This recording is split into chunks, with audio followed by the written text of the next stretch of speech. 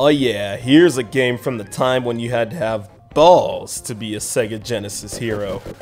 It's the year 2049 and the dirty, smelly human population of planet Earth is at an all-time level of irresponsibility and have gone instead to space to look for other planets to dump their cellophane and styrofoam. They've commissioned the Orbots to clean up their mess while they embark on their colonial voyage.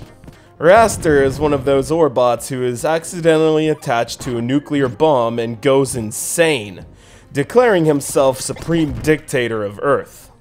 This is where Vectorman comes in, an Orbot who is in charge of hurling toxic waste into the sun.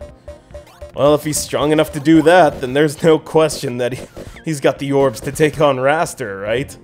This is Vectorman, developed by a subsidiary of Interplay called BlueSky Software, and published by Sega.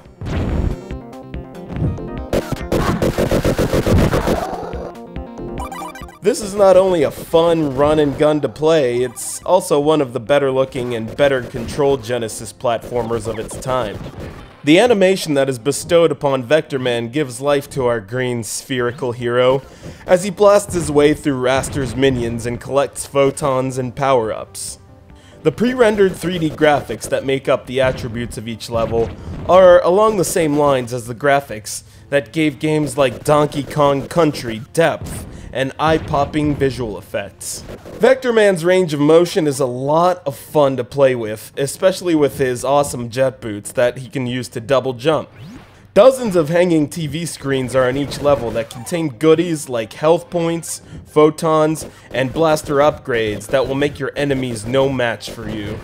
But what makes Vectorman even cooler of a video game hero is the fact that he can morph into a multitude of forms when he grabs the corresponding icon that falls out of a TV screen that he's blasted into a wiry pulp. Yes, our good green buddy can take the form of a ticking time bomb that he can roll towards his foes and self-destruct, swim as fast as a swordfish underwater, turn into a spinning drill that can bust through the ground, and hover through the air as a helicopter. It's a unique and creative attribute that really adds to the fun factor, and the surprise you get when it happens for the first time will have you bugging out. There are even 3 levels that you play entirely as a morphed form, such as this one, where Vectorman is in his train form battling against Metalhead. Vectorman is also a quality game in terms of its difficulty. It's a shame when a game turns out to look super awesome, but is either impossible to get a hold of or even too easy, showing lack of attention to the detail of the gameplay. I must also praise the impressive soundtrack, and to be honest, each and every day I play old video games that have excellent soundtracks, I'm starting to understand my love of electronica further. Let's also not forget the satisfying sound effects that correspond beautifully to each and every movement and explosion you create in the game. BlueSky did well to add a super simple learning curve, and that's more than halfway of the work that needs to be done in order to create an excellent video game.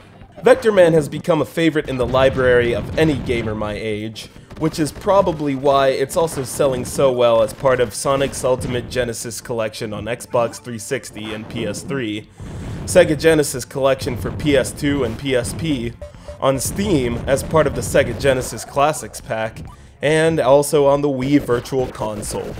Talks about a remake for PS2 were also on the rise, but they ended up canceling that project, unfortunately. I remember buying this game with a hopeful attitude and was well rewarded for my curiosity.